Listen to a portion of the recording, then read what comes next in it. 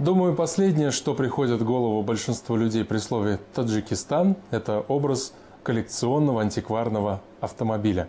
Скорее «Газель» или «Копейка Жигули», не в обиду будет сказано. Но не создавайте себе стереотипы. Они на то и созданы, чтобы их ломать. В республике много настоящих ценителей, фанатов ретро-автомобилей. В поисках какого-нибудь грузовика военного времени или Кадиллака, выпущенного ограниченным тиражом в 50-х, они ездят по дальним весям и кишлакам. И, как ни удивительно, находят именно там, в глухих таджикских кишлаках, а не на выставке где-нибудь в Монте-Карло. Не все вещи с годами дешевеют. На этом поле таджикские коллекционеры выставили старые автомобили. Они имеют свою цену, историю и личную характеристику. Это первая такая выставка для Таджикистана. Выставку «Авторетро Душанбе» приурочили ко дню рождения столицы. Местные коллекционеры выставили 80 автомобилей 1931-1970-х годов выпуска. 20 лет тому назад.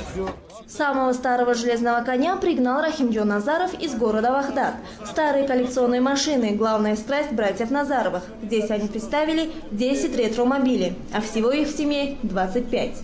Мотор временно я мотор чемондагимча. «Опель Адмирал» – старейший и самый дорогой автомобиль в стране. Особая гордость Назаровых. На сборку и ремонт Рахимджон потратил почти 20 лет жизни. Но какие-то запчасти не может найти до сих пор. Для «Опель Адмирал» найти запчасти очень сложно. Какие-то мы приобретали за рубежом, некоторые переделывали сами. Сборка таких автомобилей – очень тяжелая работа, требующая терпения. Сейчас осталось немного доделать. Как все закончим, тогда подарим городу.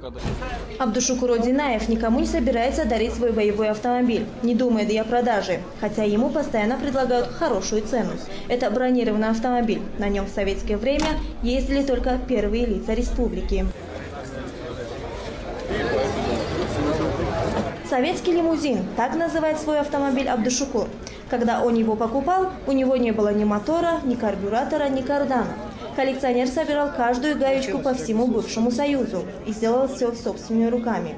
Лимузин по всем меркам раритетный. Эту марку выпустили в 30-х годах в количестве всего 12 штук.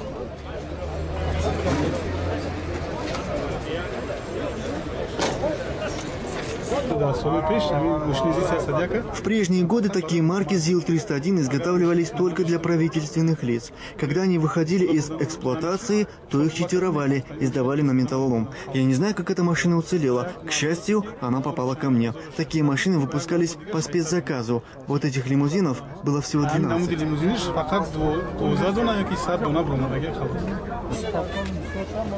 Выставка коллекционных автомобилей стала неожиданным подарком для неизбалованных душанбинцев. Видя такой интерес, власти города предложили клубу ретроавтомобилистов помещение для их драгоценных антикварных экземпляров. Антикварными автомобилями в Таджикистане владеют и министры, и простые смертные. Это особая национальная любовь. Попавшие на выставку, иностранные экспаты не скрывали удивления, что в такой небогатой стране есть такие авто и такое сообщество коллекционеров-фанатиков.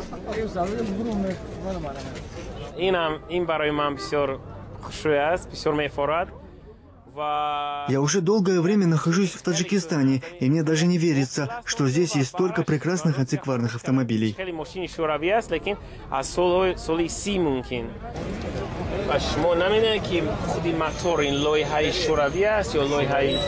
Англичанин Дэвид Харпер в Душанбе впервые увидел модель старой европейской машины. Это знаменитый «Опель», который делали на заказ для первых лиц государств.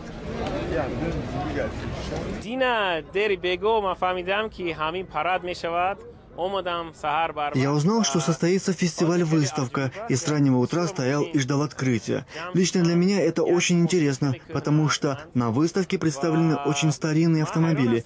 Я, честно говоря, удивлен, что такие машины попали в Душанбе, и как они хорошо сохранились. Некоторые из них так шикарно отремонтированы, что, глядя на них, вспоминаешь былые времена.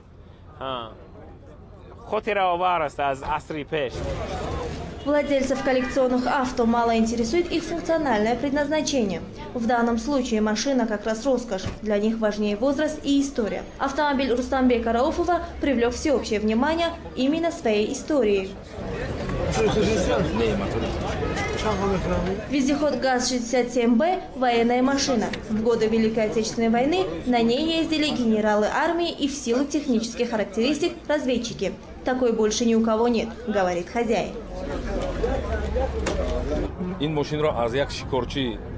Этот автомобиль 1941 года производства. Я купил его у русского мужчины, дяди Саши из Шахритузского района. Машина была в ветхом состоянии. Я покрасил ее в заводской цвет, а запчасти купил за границей.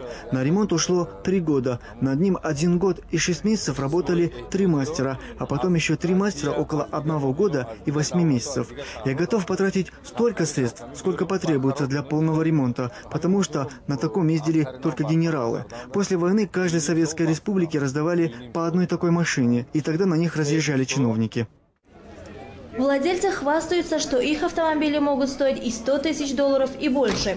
Но специалисты говорят, что пока это все же хобби для избранных. Вот и на первой выставке «Авторетро Душанбе» ни одной сделки не заключили. Люди предпочитали фотографироваться на фоне красивых машин и заглянуть внутрь. Но вот про цены никто не спрашивал.